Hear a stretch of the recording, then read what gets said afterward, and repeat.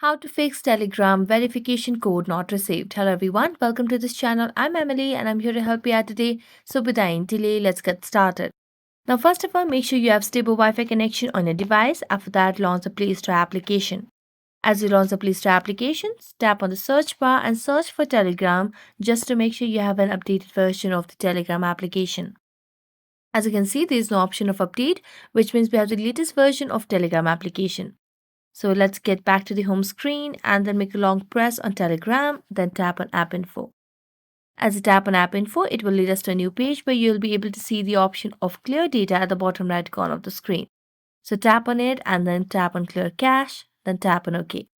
As you do that, what you can simply do is go back and check if you have registered a correct number that you would want to associate with for the verification code or the Telegram application. Because if you have associated the wrong number on Telegram, you'll not be able to receive the verification code as well. So that's it. Thank you so much for watching this video. See you next time.